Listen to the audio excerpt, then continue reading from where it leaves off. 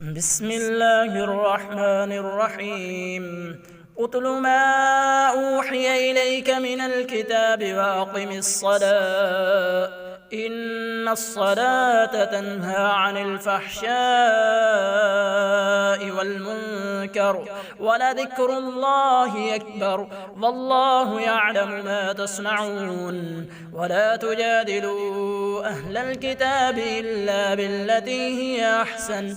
إلا الذين ظلموا منهم وقولوا آمنا بالذي أنزل إلينا وأنزل إليكم وإلهنا وإلهكم واحد ونحن له مسلمون وكذلك أنزلنا إليك الكتاب فالذين آتيناهم الكتاب يؤمنون به ومن هؤلاء من يؤمن به وما يجحد بآياتنا إلا الكافرون وما كنت تتلو من قبله من كتاب ولا تخطه بيمينك إذا لارتاب المبطلون بل هو آيات بينات في صدور الذين أوتوا العلم وما يجحد بآياتنا إلا الظالمون وقالوا لولا أنزل عليه آيات من ربه قل إنما الآيات عند الله وإنما أنا نذير مبين أولم يكفهم أنا أنزلنا عليك الكتاب يتلى عليهم إن في ذلك لرحمة وذكرى لقوم يؤمنون قل كفى بالله بيني وبينكم شهيدا يعلم ما في السماوات والأرض والذين آمنوا بالباطل وكفروا بالله أولئك هم الخاسرون ويستعجلونك بالعذاب ولولا أجل مسمى لجاءهم العذاب وليأتينهم بغتة وهم لا يشعرون يستعجلونك بالعذاب وإن جهنم لمحيطة بالكافرين يوم يغشاهم العذاب من فوقهم ومن تحت أرجلهم ويقول ذوقوا ما كنتم تعملون يا عبادي الذين آمنوا إن أرضي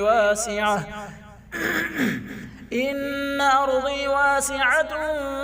فإياي فاعبدون كل نفس ذائقة الموت ثم إلينا ترجعون والذين آمنوا وعملوا الصالحات لنبوينهم من الجنة غرفا تجري من تحتها الأنهار خالدين فيها نعم أجر العاملين الذين صبروا على ربهم يتوكلون وكأين من دابة لا تحمل رزقها الله يرزقها وإياكم وهو السميع العليم ولئن سألتهم من خلق السماوات والأرض وسخر الشمس والقمر ليقولن الله فأنى يؤفكون الله يبسط الرزق لمن يشاء من عباده ويقدر له إن الله بكل شيء عليم ولئن سألتهم من نزل من السماء ماء فأحيا به الأرض من بعد موتها ليقولن الله قل الحمد لله بل أكثرهم لا يعقلون وما هذه الحياة الدنيا إلا لهو ولعب وإن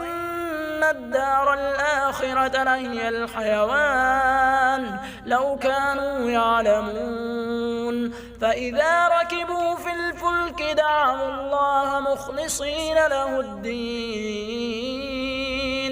فلما نجاهم إلى البر إذا هم يشركون ليكفروا بما آتيناهم وليتمتعوا فسوف يعلمون أولم يروا أنا جعلنا حرما آمنا ويتخطف الناس من حولهم أفبالباطل يؤمنون وبنعمة الله يكفرون ومن أظلم ممن افترى على الله كذبا أو كذب بالحق لما جاءه أليس في جهنم مثوى للكافرين والذين جاهدوا فينا لنهدينهم سبلنا وإن الله لمع المحسنين